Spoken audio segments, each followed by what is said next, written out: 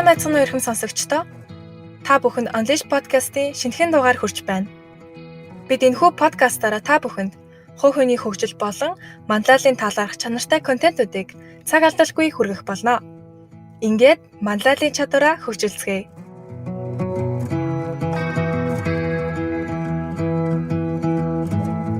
Оройн та бүхэндээ энэ орой мэндийг хүргэе. Тэгээ бид нарын эхлүүлээд явж байгаа growth series тавтай морил. Тэгээд өнөөдөр бид нартэй хамтдаа хэл хязгаар гэсэн сэдвээр ярилцгаар хишгээгч маань ирсэн байна. Танд орой мэндийг хүргэе. За орой мэнд хүргэе. Сайн байцгаана уу? Сайн байна уу? Тэгээ бидний урилгыг хүлээж аваад бидэнтэй ярилцгаар ирсэн танд маш их баярлалаа. Тэгээ та бидний өөрийгөө товчхон танилцуулаач. За намайг болохоор хишгэ гэдэг. За би өөрчлөлтийн хөтөч гэх төрлийн бас байгууллагт ажиллаж байна. Тэгээд манай байгууллага архины амралтай болон бидний гэр бүлийнхэнд яг туслах сургалт хийх зөвлөгөө өгөх ажлыг бас хийж явж байна. За маш баярлалаа. Тэгээд бид хоёр өнөөдөр хамтдаа хэл хязгаар гэсэн сэдвээр ярилцахаар та бүхэнд хүрч байна. Тэгээд хишгээгчээ хэл хязгаар гэж яг юу юм бэ? Бас ямар төрлийн хэл хязгаарууд байдаг вэ? Тэгээд энэ сэдв бас төдийлөн бидний амьдралд их хөндөгдөж бас яригдаад байдгүй тийм сэдвтэй. Та энэ талаар бид нартэй хуваалцаач. За тэгээд энэ айгүй гоё сэдв байна л да. Яг хэл хязгаарыг талаар хүмүүс нэг ярьдаггүй хэдий ч яг үргэлж яг хэл хязгаартай ер нь тулж идэг. Ер нь бол яг үргэлж яг гэр бүлийн хүрээндчдэр, за хүүхдтэйгээ харилцагчдэр, ажил дээрчдэр, найз нөхдөдтэй харилцагчдэр яг хэл хязгаарын асуудалтай ер нь бол угаасаа тулж идэг. Ярьдаггүй болооч бидний амьдрал нөлөөлж идэг. Тэгэхээр яг зүгээр яг ямар хэл хязгаарын жишээ байна гэхээр за тухайлах юм бол боддоор бид нар яг хүн болгоны мэдэх одоо Монгол улсыг хэл хязгаар байна. За хятад улсын хэл хязгаар гэх тээ. За тэгээ мөн бас өөр хэл хязгаар гэх юм бол за миний амьдарж байгаа одоо байшин тойрсон хашаа байж болно. Энэ бас нэг хэл хязгаарын жишээ юм тийм үү?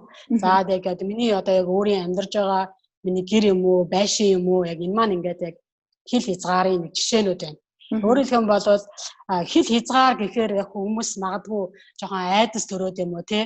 Яг хэл хязгаар гэхээр хүмүүс жоохон за хүмүүсээс хүндэрх гэж байгаа юм шиг, хүмүүстэй харилцаан дээрээ нэг юм тий саад тавьж байгаа юм шиг, хан босгож байгаа юм шиг тэгж яг ерөнхийдөө хүмүүс тэгж боддог боловч яг ингээд хэрвээ Монгол улсын хэл хязгаар байхгүй бол юу болох вэ? Гэж бодох юм бол тий хэрвээ за миний одоо амьдарж байгаа гэр юм уу байшин хэрвээ хашаа байхгүй бол ямар ах вэ? Тэгэхээр яг үндэ хэл хязгаарыг бүрэн ойлгох юм бол хэл хязгаар гэдэг зүйл бол биднийг хамгаалдаг зүйл яг таныг хамгаалдаг байгаа. Таныг хамгаалах өөрөөр хэлэх юм бол хэл хязгаар гэдэг зүйл бол таны амьдрал руу тань руу сайныг оруулаад тэр сайныг чинь хадгалах тэгээд таны амьдрал шаардлагагүй танд хэрэггүй тэр муу зүйлийг гадагшлуулах нь хэл хязгаарын маань гол үүрэг оршин байгаа зүйл нь бол байгаа. Хэрвээ хэл хязгаар хэрвээ тогтоохгүй байх юм бол манай улсын хэл хязгаар гэж байхгүй бол бид нар хариалалгүй болчиход байна шүү дээ. Тэгээ яг бид нар Монгол улстай яг энэ Монгол улс гэдэг хэл хязгаар байгаа учраас бид нар бусдаас илүү онцгой болж ирж байна. Тэгээ яг өөрийнхөө эрх чөлөөний дотор бүрэн байж чадчихээн тийм үү. Яг өөрөлдөх юм бол хэл хязгаараа яг бүрэн тогтоох яг хэл хязгаар миний хэл хязгаар хаанаас эхлээд хаан дуусаж байна. Би юуг эзэмших юм, юуг эзэмшихгүй юм. Миний хариуцлага юу юм, миний хариуцлага юу бишээгээ мэднэ гэдэг маань хүнд яг үнэндээ эрх чөлөө гэдэг байгаа байхгүй юу? Яг өөрөөрөө яг бүрэн яг өөрөөрөө байх, бүрэн яг өөрийнхөө одоо потенциалыг ашиглах, ур чадвараа ашиглах яг тэр нөгөө эрх чөлөө яг хэл хязгаараа мэдснээр бий болоод байгаа. Хэрвээ хэл хязгаар байхгүй байх юм бол хүн өөрөө өөрийгөө алддаг. Яг юу хүсээд байгаа юм, би яг юу байхыг, би яг хий юм бэ гэдэг юм одоо тэр нөгөө юмуд нь тодорхойгүй болчиход байгаа. Хэрэв Монгол улсын хэл хязгаар гэж байхгүй байх юм бол яг өнөөдөр би Монгол хүн мөн үү биш үү би одоо яг өөрийгөө ямар үндэстэн тий ямар хүн гэж хэлэх вэ тодорхойгүй байгаа байхгүй юу. Яг өөр улсын тий яг хэрвээ Монгол улсын хэл хязгаар байхгүй бол би гадаадад байх юм уу тий яг энэ Монголын газар нутгаа гэж би бүрэн хэлж чадах уугүй юу гэж байгаад байгаа. Тэгэхээр хэл хязгаар гэдэг зүйл маань бол биднийг хамгаалдаг бидэрт яг өөрөөрөө байх тийм эрх чөлөөтэй байх боломжийг өгдөг. байгаа юм. Ер нь хэл хязгаар гэдэг бол. Аха. Тэгэхээр нэгсэндээ би хинбэ гэдэг одоо тэр зүйлийг хэл хязгаар гэдэг зүйл байж ээж бид нэр тогтоож ийна гэсэн үг ба шүү дээ, тий. Өөрөөр хэлэх юм бол хэл хязгаар маань тодорхой байснаар хүн яг өөртөө итгэлтэй байх. Өөрийгөө бүрийн илэрхийлэх тэр нөгөө юм маань боломж маань байгаад байгаа байхгүй юу? Хэл хязгаарын зөрчил үүсээд ирэхээр л тийм үү? Яг энэ миний хариуцж байгаа зүйл аль нь биш юм, аль нь энэ өөр хүний хариуцах зүйл юм гэдгийг хүмүүс мэдэхгүй байх үедээ хэл хязгаарын асуудал зөрчил үүсээд за тэгээд эндээс нөгөө харилцааны зөрчил үүснэ. Эндээс хүн нөгөө өөрийгөө алдах, өөрийгөө ойлгохгүй байх нэг юм асуудал үүсээд байгаа юм. Одоо та сая биднэрт айгүй тодорхой жишээн дээр одоо бодит хэл хязгаараас бид нар тайлбарлаж өглөө л да Монгол улсын эсвэл гэрийн маань хашаа ч юм уу энэ байдлуудаар харахаар айгүй ойлгомжтой санагдчихээн л да. Тэгвэл та бас дуурсан хувийн хэл хязгаар гэдэг зүйл хүн болгонд маань бас өөртөө бид нар тогтоож өгөх ёстой энэ хувийн хэл хязгаар харагдахгүй байгаа ч гэсэн те энэ хэл хязгаар одоо ингээд байдаг юм байна гэд та бас сая ярьлаа. Тэгээд энэн дээр та дахиад жоохон дэлгэрүүлээд явах юм бол хувийн хэл хязгаар буюу хувь хүний одоо миний амьдрал надад байх ёстой хэл хязгаар одоо юу байдаг вэ? Энэ тал дээр та жоохон дэлгэрэнгүй бидний хуваалцаж. Зөв. Тэгэхээр яг нөгөө хэл хязгаарын тухай ойлгох гэх юм бол яг миний атрон яг тэр нэг юуг эзэмших вэ, юуг эзэмшихгүй вэ? Миний хариуцлага юу вэ, хариуцлага юу биш вэ гэдгийг ойлгох маань яг хэл хязгаарын маань хамгийн гол үндэс байгаа. Тэгэхээр яг хувийн хэл хязгаар гэхээр яг энэ маань би яг юу минийх юм бэ гэдгийг ойлгох хэрэгтэй болчиход байгаа. Өөрөөр хэлбэл бол хүний энэ үнэхээр миний хариуцах ёстой асуудал уу эсвэл энэ өөр хүний хариуцах ёстой асуудал уу? Би энэнд оролцох уу, үгүй юу гэдгийг нөгөө тухайн хүн өөрөө яг нэг ялгаж таньж мэдэх хэрэгтэй болчиход байгаа. Тэгэхээр хэл хязгаар маань болохоор би альтруу хэлсэн яг таны сайн зүйлийг хамгаалдаг гэж би альтруу хэлсэн тийм үү? Таны дотор байгаа зүйлийг хамгаалж өгч идэг.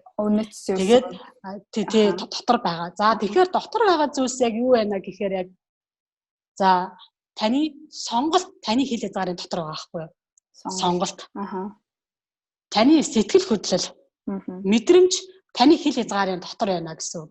За таны бодол хэл хязгаарын чинь дотор байгаа. Таны бодол. За мөн бас таны бие авч явах байдал тийм үү яг гаргах үйлдэл чинь таны хэл хязгаарын дотор байгаа. За таны аливаа юмд нөгөө зориулалт гаргах тий яг энэний төлөө би зориулнаа, энэний төлөө би дэвчнэ гэж байгаа маань таны хэл хязгаарын дотор байгаа. Яг хэл хязгаар дотор байгаа зүйл бас яг миний нөгөө үнэт зүйлс, миний итгэл үнэмшил маань яг хэл хязгаарын чинь дотор байгаа. Тэр хүн энийг яг нөгөө ойлгочхоор яг би яг юу хариуцах юг хариуцахгүй вэ гэдэг маань айгу гараад ирж байгаа. За мөн бас яг хэл хязгаарын дотор эрүүл мэнд чинь таны хэл хязгаар байгаа байхгүй юу? Хэл хязгаарын чинь дотор байгаа. Тэгэхээр яг би өнөөдөр өөртөө санаа тавих эрүүл мэндэд анхаарах маань энэ нь манай ээжийн асуудал юм уу? Манай ахын асуудал биш байгаа тий. Манай боссын асуудал биш байгаа. Энэ яг миний л хариуцах ёстой зүйл байгаа байхгүй юу? Эрүүл мэндийнхээ төлөө дуурах үгүй нь миний л тий яг хамгаалах ёстой хүн нь би өөрөө л байгаа. За тэгэхээр бас яг энэ маань хүний яг эрүүл мэнд гэхээр бие махбодын эрүүл мэнд байж болно, бас сэтгэл зүйн эрүүл мэнд бас байж болно тийм үү. За мөн бас нөгөө авьяас чадвар урьж чадвараас хүний хэл хязгаарын дотор байгаа. За яг энийг хүн яг өөрөө яг бас мөн миний асуудлууд маань миний хэл хязгаарын дотор байгаа. За тэгэхээр яг би сая хэлсэн яг эдгээр зүйлүүдийг та өөрөө эзэн болох хэрэгтэй гэсэн үг байхгүй юу? Өөрөө эзэн болох хэрэгтэй. Тэгээ хүмүүс яг заримдаа айгүй маш их түгээмэл ярьдаг зүйл болохоор би тэрнээс болоод хоцорсон. Тий? Би тэрнээс болоод хоцорчихсан. Эсвэл би тэрнээс болоод би энэ юм дээр би амжилт үзүүлээгүй. Хэрвээ тэр надад тэгж хэлээгүй байсан бол би ингэж уурлахгүй байх байсан. Гэх мэтчлэн хэлээд байгаа маань өөрөөр хэлэх юм бол яг өөрийгөө хариуцах хэрэгтэй юм хариуцахгүй л агаад байгаа байхгүй. Хэл хязгаар дотор явах хэрэгтэй зүйл байхгүй юу? Яг үнэндээ ингээд тэр уурын эзэн хий бодоод үзтээ. Тэр уурлаад байгаа тэр уурын яг тэр уурын чи эзэн нь хий. Үзэх юм бол яг өөр байгаа байхгүй юу? Өөр байгаа байхгүй тий. Хэдийгээр ямар нэгэн өдөөгч тэр хүн ч юм уу нөхцөл байдлаас болоод та ууралсан байж болно. Тэ тэр өдөөгч юм. Гэхдээ яг эзэн нь хий. Яг өөр байхгүй юу? Тэр уур таны гаднаас гараагүй шүү дээ. Тэр уур дотроос ч гарсан. Тэгэхээр яг тэр уурыг яг нөгөө захирах, контролдох, удирдах эрх нь бол танд байгаа. Харин хүмүүс яагаад нөгөө уурандаа ингэж нөгөө нэг автдаг вэ гэхээр яг тэр нөгөө энэ уурын эзэн би гэдгээ мэддэггүй байхгүй юу? Яг тэрнээс болоод би уурсан гэдэг чинь өөрөөр хэлэх юм бол уурлынхаа нөгөө уурах үгүйгээ шийдэх сонголтоо нөгөө хүнд өгчөөд байна. Нөхцөл байдлаас нөгөөнд тий өгчөөд байгаа маань яг тэр сэтгэл хөдлөлтийнхаа боол нь очиод байгаа байхгүй юу? Сэтгэл хөдлөлтөд автчаад байна. За хүн одоо сая би уурын цаар явж байгаа гуниг байж болно, гомдол байж болно. Яг ингээд хүлээлт найдлага гэдэг бол гомдол гэдэг бол юу вэ гэхээр яг нөгөө миний хүсчихсэн хүлээлт горилгонд нөгөө хүн юм уу нөхцөл байдал хүрээгүй үед хүн гомддог штэ ер нь бол урам хугардаг. За энэ мэдрэмжүүд бол миний дотор байгаа. Миний найдлага бас яг миний хил хязгаарын дотор байгаа. Тэгэхээр яг хүмүүс болохоор яг ингээд яг өөрийнхөө яг энэ мэдрэмжүүдтэй сэтгэл хөдлөлтөө бусдад түлхүүрийг өгчөөд байдаг. За намайг удирдах, намайг те миний сэтгэл хөдлөл ямар байхыг ин чи сонгоо гэдээ өгчөөд байгаа байхгүй юу? Би өнөөдөр амар тайван байх уу, баяр хөөртэй байх уу? Би ингээд уурандаа автаад ингээд 2-3 хоногоор те нөгөө уурсан үндэ ярихгүй ингээд яваад байх уугүй юу гэдгийг яг үнэндээ тухайн хүн өөрөө сонгочод байгаа. Заримдаа хүмүүс ингээ ууралж байгуудаа нөгөө уурсан үнтэйгээ ярихгүй 7 хоног юм уу, сар юм уу тий яваад байдаг. Тэнгүүдээ яг өөрөө тэр ууралснаасаа болоод нөгөө үнэ шийтгээд байна гэдэг боловч яг үнэндээ өөрийгөө шийтгээд байгаа байхгүй юу? Яг хүн уурлаа 7 хоног явна гэдэг чи яг өөрийнхөө амар тайвныг алдчихад байгаа байхгүй юу? Энээс болоод нөгөө баяр баясгалантай байх юм а эрч хүчтэй байх зүйл алдчихад байгаа. Тэгэхээр яг энэ миний хил хязгаарын дотор юу байна гэдгийг эхлээд та ухаах өөрөө яг ойлгох хэрэгтэй байна. Тэрийг яг эхлээд өөрөө бүрэн эзэмших хэрэгтэй байна.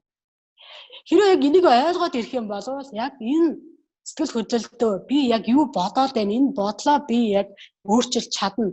Энэ бодолтой би энэ буруу бодолтой, гажуудсан бодолтой би автах уу, үгүй юу гэдгийг хүн яг ингээд сонгоод эхэлж байгаа. Яг заримдаа хүмүүс болохоор яг ингээд хүний бодлыг ингэж айгүй тааж уншаад тэрэндээ яг 100% итгээ явдаг. Тэгээ яг үнэндээ ингэ бодох юм бол яг ингээд боддоор үзэх юм бол яг тэр хүний бодлыг 100% уншиж чадахгүй л ахгүй юу. Яад гэхээр тэр хүний бодол нөгөө хүний бодол ахгүй юу. Тэгээд нөгөө нэг үнэн зүйл бол яг та тэр хүний одоо бодол тэр тархин дотор та яг шилэн данс шиг ингээ шилэнгээр та харж уншиж чадахгүй шүү дээ. Тэгээд тэрийг яг үнэн гэд итгээд тэрүүгээрээ үйлддэг. За яг нөгөөтэйгөр нөгөө хүн таны талаар таагүй сөрөг зүйл бодлоо тий байлаач гэсэн энэ нь таны хинбэ гэж тодорхойлохгүй байхгүй юу? Яагаад тэгэхээр энэ бодол тэр хүний л бодол, тэр хүний л асуудал. Ингээд яг миний мэдрэмж, миний сонголт, миний асуудлууд, миний эрүүл мэнд гэм санаа тавих маань миний хэм байна гэдгийг ойлгоод яг энийг бүрэн ойлгоод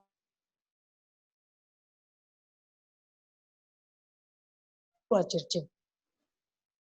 байна. Миний хил хязгаарын гадна миний хариуцахгүй зүйл нь юу болж ирж байна?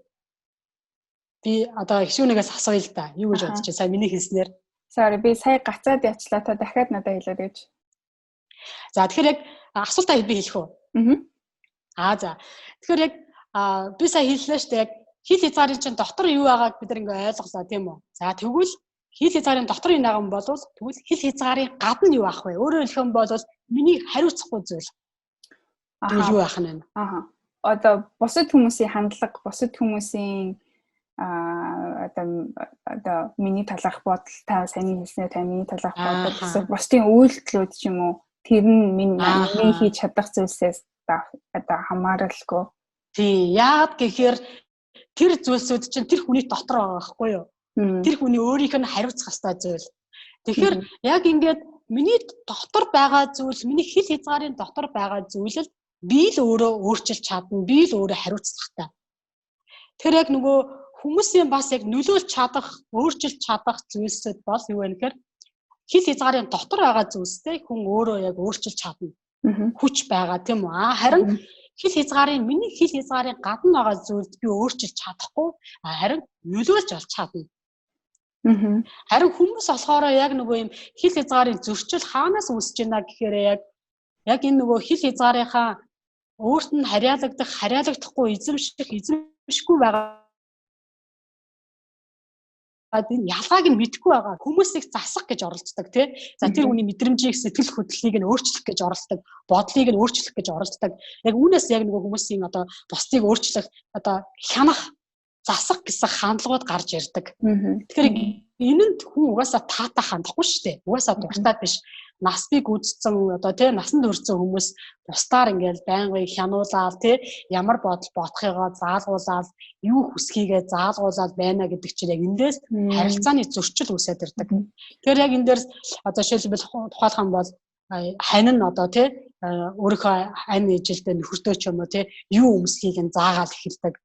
За тэгээд хүмүүсийнхаа дунд явж байхдаа юу бодохыг нь за чи тэгж хэлээ шүү гэл ингээ тий яриаг нь хүртэл засаж өгвөл за ингээд хүмүүс хоорондоо харилцаж ийтэл яг ингээд нөгөө нөхрөөс нь ч юм уу те эхнэрээс нь ч юм уу ингээд асуунгууд урдуур нь орж харвалаа те яг энэ чи яг ингээд нөгөө хов хүний хил хязгаарыг зөрчөөд байгаа байхгүй юу нөгөө өөрийнхөө хил хязгаарлууд аваад орох гээд үзээд байна л гэсэн үг шүү дээ те орчоод байгаа байхгүй юу урдуур нь ороод те хариулаад урдуур нь ороод асуултанд нь хариулаад тэгээд нөгөө сонголтын тий шийдвэрийг нь урдуур нь орж гаргаад байна гэдэг чинь нөгөө хүний хил хязгаарлаа зөрчиж байгаа байхгүй. Өөрөөр хэлэх юм бол танкар нөгөө хүний тий хашааг нь бол ингээд шууд дайрж ороод байгаа юм илэрхийлэл байгаа байхгүй юу.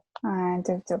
Одоо ингээд хоёлаасаа эхнэр нөхрийн талаар ярьсан юм чинь тэгвэл гэр бүл дотор хил хязгаар тогтоох хэрэгтэй байдгүй.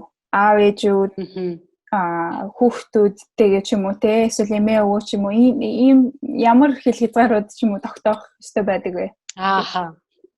За тэгэхээр яг хил хязгаарыг тогтоох одоо яг жишээнүүд юу вэ гэхээр үг хэл байгаа даахгүй яг үг хэл. Яг үг хэлээр л тухайн хүн юу хүсэж байгаа юм, юу сонирхож байгаа гэдгээ илэрхийлснээр хил хязгаар тогтож байгаа юм.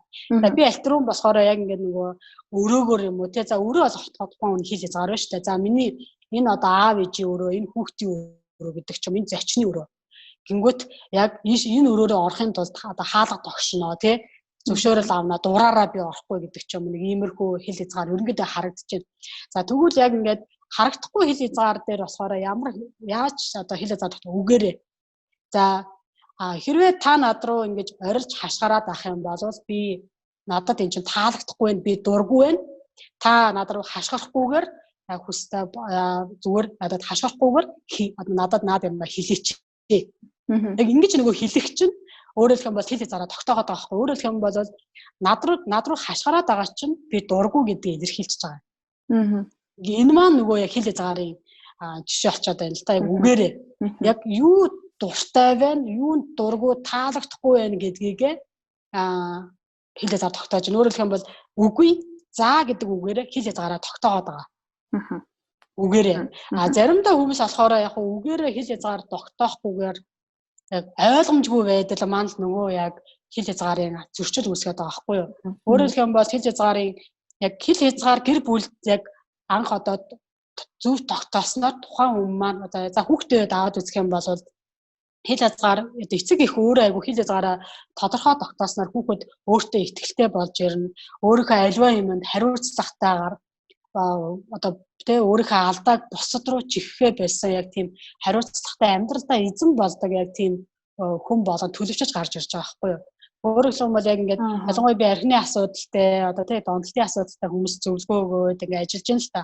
Тэг ингээд үзэх юм бол тухайн хүн маань яг гэр бүлийнхэн зөв хил хязгаар тогтоогоогүй урдуур нь орж байнгын өөгшүүлдэг, байнгын юм аврагчийн дүрдтэй хин нэгэн гэр бүлийнхэн тоглодог учраас тухайн хүн маань яг ингэж буруу зуршилд автдаг. Тэгэхээр яг хил хязгаар маань яг дотор юу байна гэхээр нөгөө хүн буруу зүйл хийсэн болвол үүрэг хариуцлага үүрэх нь тэр үр даавраа хариуц үүрэх нь хил хязгаарын маань нэг эрүүл хил хязгаарын жишээ байна. За өөрөөр хэлэх юм бол тухайн хүн хүүхэд хэрвээ за хичээлээсээ хоцроод юм уу те даалгавраа хийгээгүй байх юм бол ээж нь багш руу худлаа ярина гэдэг чинь те одоо нөгөө хүүхэд маань одоо манай гэр бол ар гэрээ ажил гарлаа ч юм уу те эсвэл хүүхэд өвдсөн гэдэг ч юм уу ингээ урдуур нь ороод ээж нь багш руу юм уу сургууль руу ярина гэдэг чинь нөгөө хүүхэд би буруу зүйл хийгээд байж болох юм байна. Би гэрийн даалгавраа хийхгүй байж болох юм байна. За би шүнжэнгөөд компьютер тоглоод ч юм уу кино үзэж ч юм уу фейсбુક үзээд өглөөгөр хоцрох нь зүгээр юм байна. Ээж аргалчих юм байна гэдэг сэтгэлгээ сууж ирж байгаа байхгүй юу. Тэгэхээр яг энэ маань тухайн ээж хэрэг яг эрүүл хэлээ зарах юм бол яг шууд за чи яг өөрөө яг одоо тий одоо шалгалтандаа хоцорсон ч юм уу яг өөрөө тэр үүрэг хариуцлага авах хүүхэд амсах юм бол тэгэх юм бол дараа том болох хэрээр хүүхэд яг нөгөө амьдралдаа эзэн болж ирж байгаа. Хэрвээ ингээ ээж нь ингээ багаас нь ингээ аав ч юм уу тэг гэр бүлийн хүн ингээд үүрэг хариуцлага нь ухамсарлахгүйгээр урдуур нь ороод аврагчийн дүрд ороод хаан бол яг за багадаа ингээд нөгөө унтаад хичээлдээ хоцордог байсан бол энэ нөгөө асуудал нь томроод ирдэг. Илүү нөгөө нэг юм өөр зээл тавьдаг ч юм уу те эсвэл өөрөө ингэж ямар нэгэн шийдвэр гаргачаад тэрнийх нь үр дагаврыг ээж нь хүлээж яадаг мөнгө одоо үрийн дардаг гэдэг ч юм уу эсвэл за гэр бүлийнх нь хариуцлага тий асуудал дотор хүүхэд нь одоо гэр бүл авч явахгүй байх үед нь урдуур нь тий одоо нөгөө үр хүүхдийг нь тэжээх гэдэг ч юм уу яг иймэрхүү ингээд нөгөө үүрэг хариуцлагыг нь үүрэх нь томроод байдаг.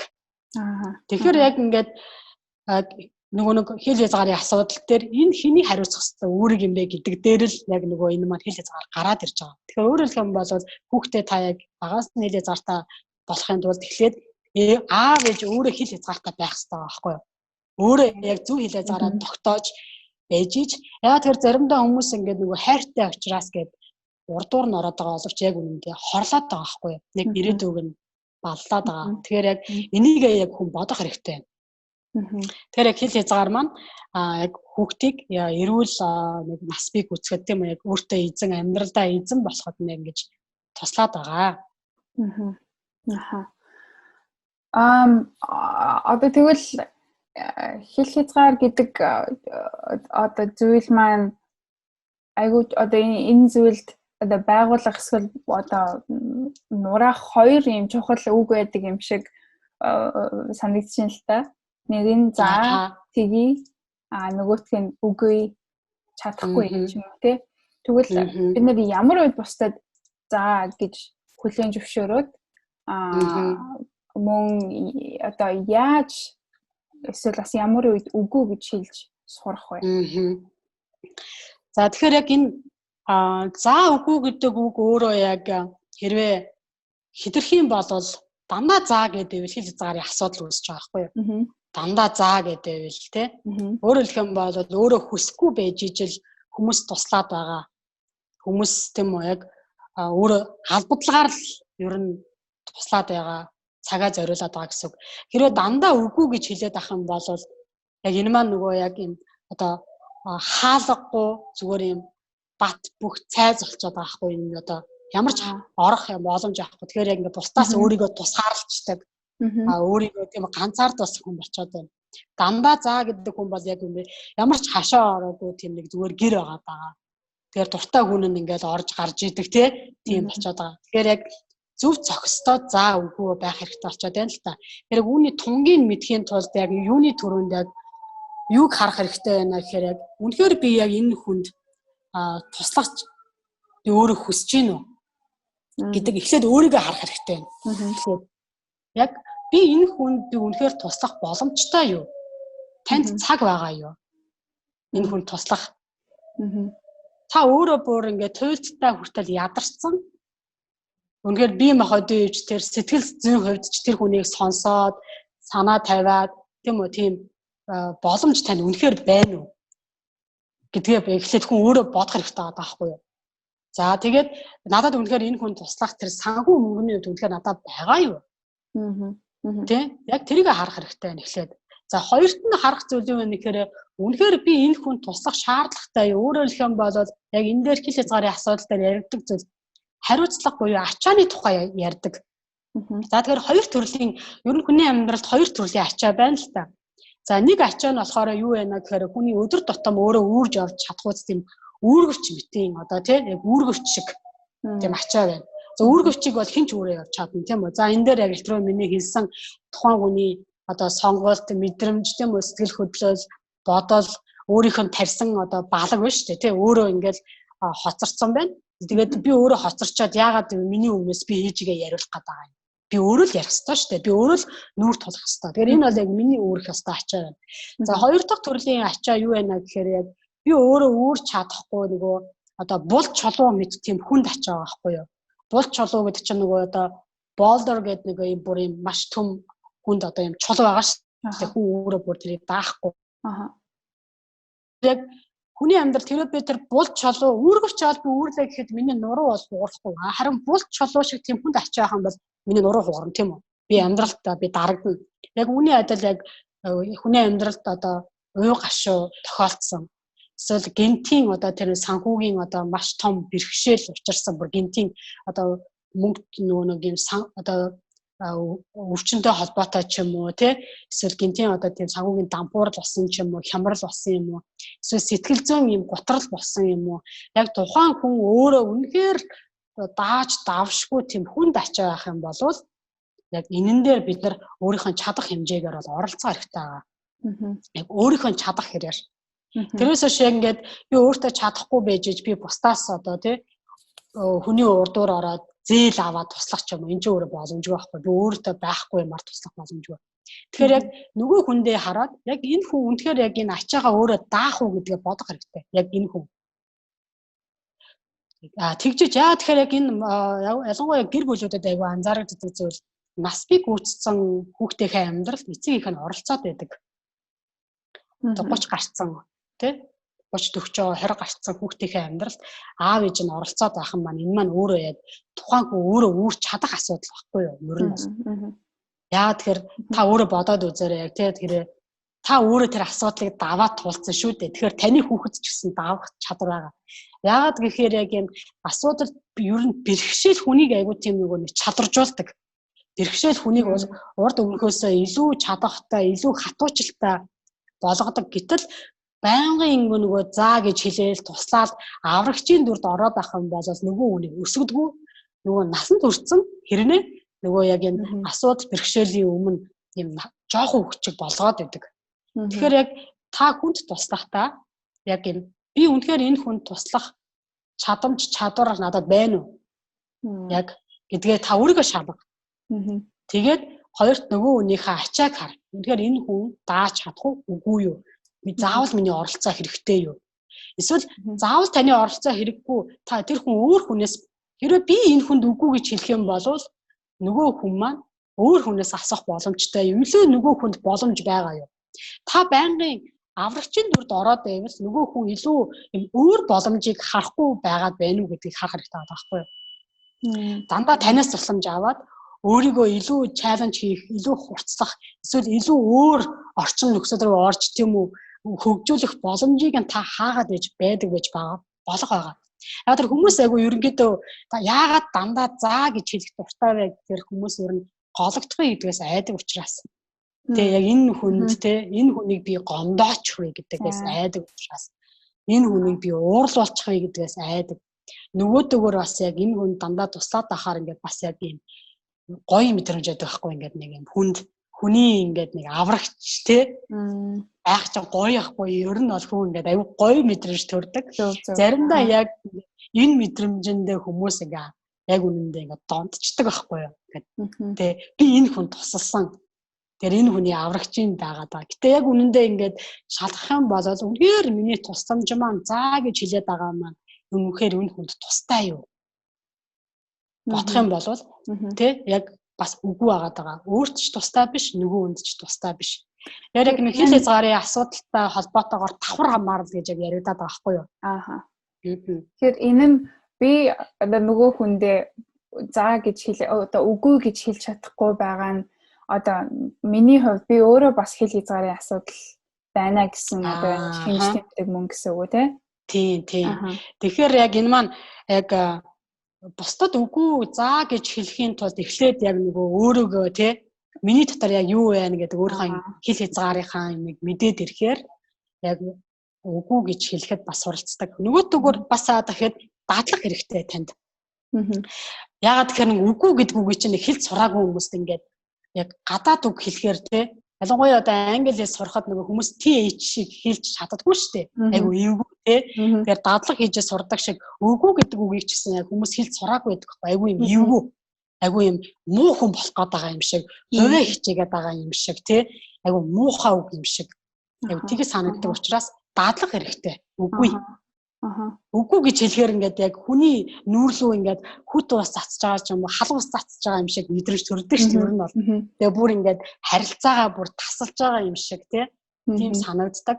За тэгээд өөрт тэгээ санагддаг нөгөөдөөгөр хүмүүс ч гэсэн дуургүй шүү дээ. Үгүй гэж хэлэх үгийг сонсох дуургүй.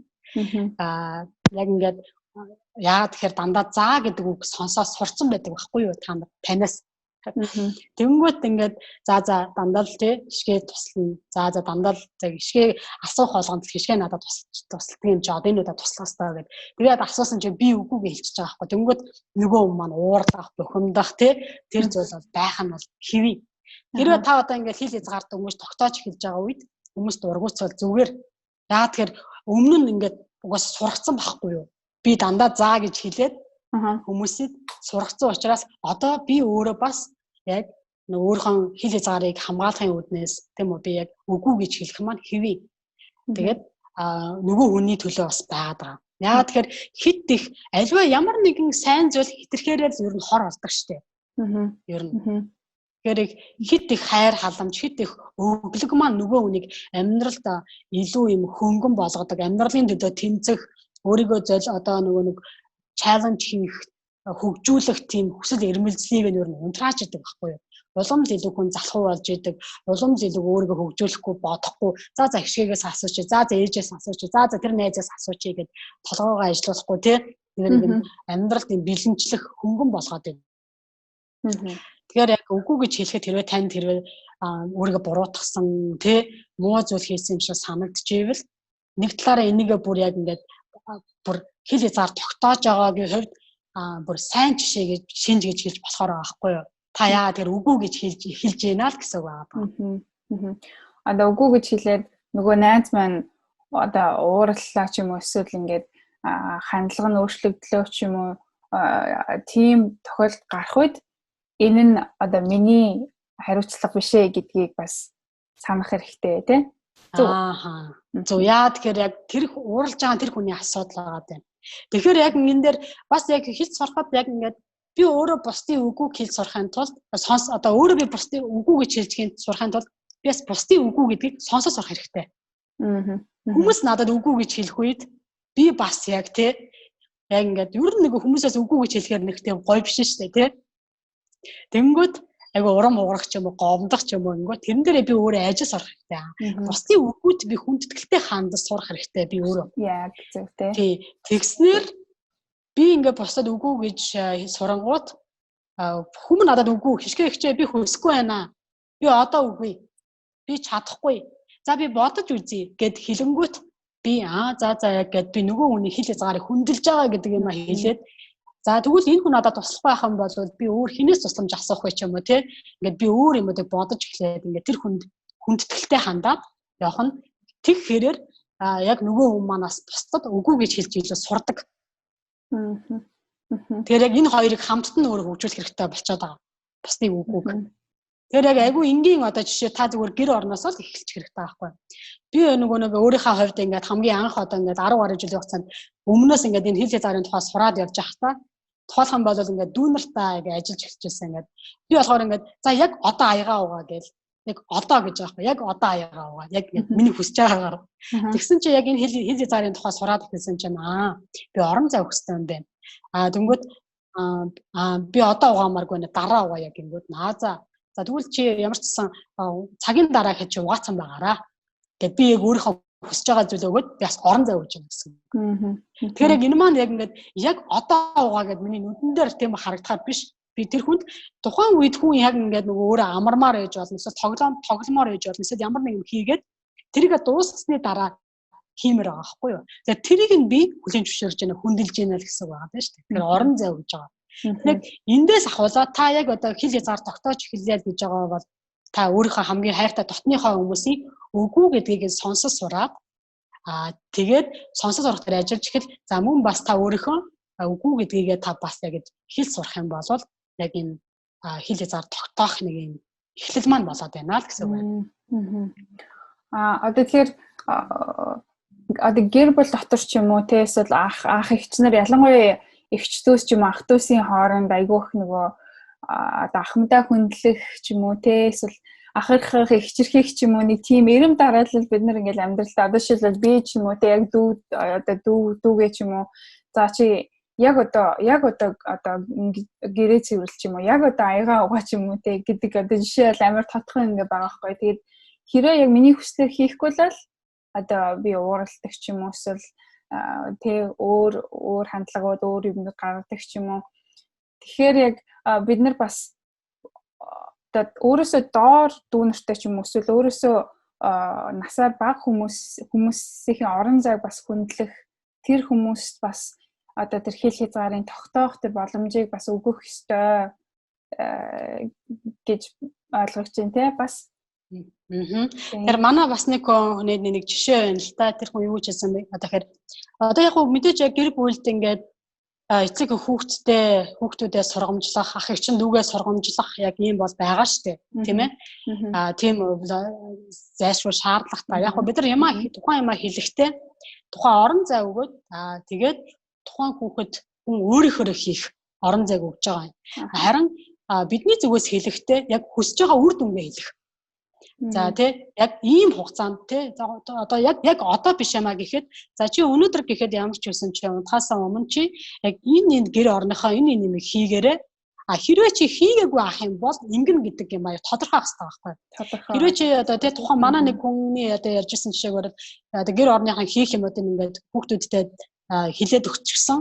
Хэрвээ одоо тий яг ингээд яг бааны өрөөгөө хэрвээ чи цэвэрлээгүй байх юм бол чи энэ хагасанд чи бүтэн цэвэрлэгээ гэрийн цэвэрлэгээ хийшүү гэд тухайлах юм бол хэрвээ яг энэ ямаа хийхгүй болвол дараагийнх нь хариуцлага нь илүү нөгөө нэг хүний маань хариуцлага тий шийтгэл нь илүү болж байна л гэсэн үг аахгүй юу. Тэгэхээр яг ингээд нөгөө нэг юм яг хүсэж байгаа зүйлээ хэлээд үр дүнгийг хэлээд тэгээ тэрэндээ хүүхэд тухайн хүн өөрөө яаж хийх үү гэдэг нь орон зайг нь өчөж байгаа юм. Хизээ хийх үү гэдэг тий орон зайг нь тэнгүүтээ хэрвээ энийг хийхгүй бол ийм хариуцлага. За тухайлах юм бол тий за чи тоглоомоо хураагаараа хэрвээ тоглоомыг чи хураахгүй бол яг тоглоомоо хураахгүй байх юм бол энэ тоглоомуудыг чи чамаар дахиж нэг өдөр маргааш тий 2 өдөр тоглохгүй гэдэг ч юм уу гэх мэтчлээ эсвэл тоглоомуудыг чи би хаяа шүү гэдэг ч юм уу. Тэнгүүтээ яг тэрэндээ гол нь байх ёстой. Одоо нөгөө хүмүүс хэлсэндээ өөрөө байх хэрэгтэй. Эцэг их бол. За тэгээ бидний ярилцах цаг даанч одоо өндөрлөх төхөж байна. Тэгээд бид нарт бас маш хэрэгтэй мэдээллүүдийг хуваалцаад байна. Баярлалаа. Тэгээд хамгийн сүүлд нь асуух юм бол бид нар ер нь эрүүл хэл хязгаарыг өөрсдийнхөө амьдралд одоо яаж тогтоох хэрэгтэй вэ? Одоо ямар нэг жишээнүүд ч юм уу тийм зүйлсүүдээр та бидэнтэй тайлбарлаж өгвөл.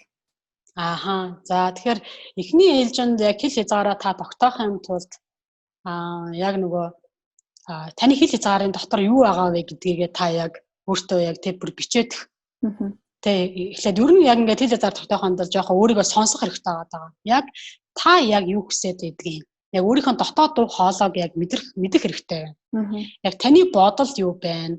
Та юу мөрөөдөж байна? Юу хүсэж байна гэдэг яг эхлээд өөрийгөө олох хэрэгтэй тийм үү? Тэгэхээр яг ерөнхийдөө нөгөө яг аливаа юмн дээр дотор байгаа зүйлээ цаасан дээр буулгахмаар бас айгу сайн тийм нөгөө өөртөө өгөх зөвлөгөө байдаг. Ер нь өөрийгөө сонсох айгу тийм сайн тийм байдаг. За тэгээд хоёр дахь юу зүйл маань болохоор яг за өөрийнхөө яг ингээд хэл хязгаар дотор юу байгаагаа мэдээд эхэлж байна тийм үү. За хоёр дахь нь болохоор яг биний хэлбэр хэлсэн бусдын үгүй гэдгийг яг нөгөө хүндэл сурах гэсэн тий. За тэгээд яг ингээд нөгөө хэл хязгаараа тогтоохын тулд яг юм өөрийгөө хайрлах эхний ээлжинд өөрийгөө хайрлах тийм ойр дотны хүмүүстэй хэл хязгаараа тогтоож эхэл. Өөрийгөө нөгөө байгаар хүлээж авдаг хүмүүс бол байгаа шүү дээ. Тэгээд тэр хүмүүстэй хэлээд тий. За найз нь одоо тий охин ч юм уу тий ингээд би хэл хязгаараа тогтоохыг одоо хичээж байгаа. Тэгээд яг таны чи байгаар хүлээж авдаг тэр хүндээ хэлээд тэгээд миний үгүй гэдгийг та бас ингэж тий ойлгож хүндэлж аваараа гэдгээ таах хэлчих тий. За тэгээд яг тэр хүмүүсийн хүрээнд донд ингэж нэг өөрийнхөө хэл хязгаарыг тогтоогоод хилээд тэгэх нь яг нөгөө шууд ингээд нөгөө нэг хэл хязгаараа тогтоох гол үгүй гэл ингээд хүмүүсийн зүгээс ингээд нөгөө юу ороод ирвэл айгуу юм сөрөг хандлагууд ороод ирвэл жоохон зүрх магадгүй учраас эхний ээлжинд яг хайрлах хүмүүсээр хүмүүстэй хэлээд за мөн бас яг ингээд өөрийнхөө хувьд ингэж яг нөгөө бидний хувьд болохоор яг нэг дэмжих support group гэж ярьдаг дэмжих бүлгийн хувьд тийм үү яг ингээд одоо яг юм хүмүүстэй болоод яг хэл хязгаараа тогтооход танд ямар бэрхшээл учирж байна ямар давуу тал гарж ийн гэдгийг хүмүүстэй хуваалцаад айгуу сайн байдаг. Яг юм support group-ийн зүгэнд. За нөгөөдөө за тэгээд та яг үгүй гэдэг үгийг та ганцаараа байх үедээ ч гэсэн хэлээд үз. Өөрөөр хэлбэл амандаа оруулах хэрэгтэй байхгүй юу? Яг энэ үг аманд ер нь ороогүй гэдэг учраас айгуу танил биш үг. За би бодож үзье. За би чадахгүй юм байна. Би хүсэхгүй байна гэдэг үгнүүдийг та ингээд нэг өөрийнхөө дотор нэг өөр амаараа зүгээр ганцаараа байхдаа ч юм уу тий амандаа ер нь нэг оруул. Нэг энэ манаас яг нөгөө анхан шатны үед яг ингэж нөгөө хэл хязгаараа тогтооход тосно. За нөгөөдөөр бас яг ингээд та яг энэ ер нь бусдад үгүй гэж хэлж чадахгүй байгаагийн маань хувьд яг таны дотор яг юм хангагдаагүй яг юм ямар хэрэгцээ байна. Ямар хэрэгцээний улмаас та яг ингэж бусдаас тий яг үгүй гэж хэлэхээс айгаад байна.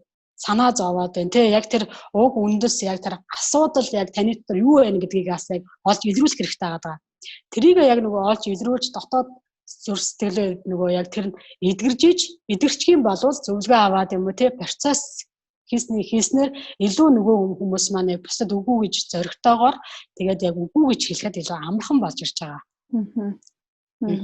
За маш их баярлалаа танд. Тэгээд бас маш олон хүнд хэрэгтэй тий төдийлөн хэл хязгаар гэдэг яг нэр томьёоныхоо хувьд жоохон ингээд танил болоогүй жоохон ингээд тий ингээд нэг танигдаагүй сэдв юм шиг хэрнээ яг энэ нь бидний өдөр тутмын амьдралд те бас хувь хүнийхээ би хэмбэ бас бусдтай харилцаан дээр минь хүртэл ингэж маш ихээр биднийг ингэж хамарч идэг гол одоо ингээ үндэс нь басан. Тэгээд бид нэр яг зөв хэл хязгаартай байх юм бол цаашлаад бидний харилцаа, бидний амьдралын хэв маяг ч юм уу өөрийгөө хөгжүүлэхийн байдал дээр хүртэл маш том яг зөвсөөртэй байл бид нар илүү сайн харилцаануудыг тогтоож чадна гэсэн үг шүү дээ, тийм.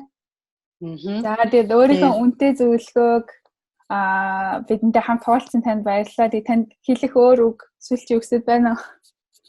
За тэгээд явж исэн хүмүүстэй амжилт хүсье. Хэл хязгаар тавихаас тогтоохоос битгий айгаараа. Яагаад гэхээр энэ маань та өөрийнхөө яг өөрийгөө та хинбэ гэдгийг улам илүү олж илэрхийлэх болно. Нөгөөтэйгөр та өөрийгөө хүндэлж өөрийнхөө хэл хязгаарыг тогтоож иж бусад хүмүүс таныг хүндлэх тийм яг өгж байгаа. Тэгэхээр яг та өөрийнхөө төлөө болоод яг өрөөлийн төлөө өөртөө хэл хязгаар тогтоогоороо тэгээд зоригтой байгаараа. Тэгээд яг үнэн хаана тэнд яг нэрхчлөө байдаг учраас хэл хязгаар тогтооно гэдэг маань яг үнэн хэлдэг болж эхэлдэг. Бодлоо хэлэхэ болж эхэлдэг тийм ээ. Тэгэхээр яг илүү та хөгжих болно. Тэгэхээр яг та битгий агаараа, зоригтой байгаараа тэгээд өөртөө болоод гэр бүлийн харилцаантай, таны ажлын харилцаантай улам илүү амжилт гарах болно гэдэг. Та тэрийг хараад, тэрийг бодоод хичээгээрэй гэж хэлмээр байна. За маш гайхалтай баярлалаа танд. Хэрэг хүмүүс тантай холбогдохыг, танай байгууллагатай холбогдохыг хүсвэл ямар яаж холбогдож болох вэ? За тэгэхээр яг Facebook дээр өөрчлөлтийн хөтөч гэдэг монголоор хичээх юм бол манай пэйж байгаа. За тэн дээр та бас яг холбогдоод манай талаар манай байгууллагын талаар мэдээллүүдийг авч олно. За мөн бас яг хэрэг холбогдох янз бүрийн асуулт байвал та мессежээр та яг манай пэйж рүү бичих юм бол би хариулах болно. За баярлалаа. Бид нар бас дээр бас энэ комент хэсэг дээр хичээхийн байгууллагын Facebook пэйжийг бичсэн байх болно. Тэгээд та бүхэн тийшээ ороод холбогдож болно шүү. Тэгээд энэ оройг бидэнтэй хамт өнгөрөөсөн танд маш их баярлалаа. Тэгээд та олон зүйлийг сурсан, олон зүйлийг бас шинээр мэдэж авсан гэж найдаж байна. Тэгээд таны хэл хязгаараа тогтоох аялалд тань амжилт хүсье. За баярлалаа хичээгчээ.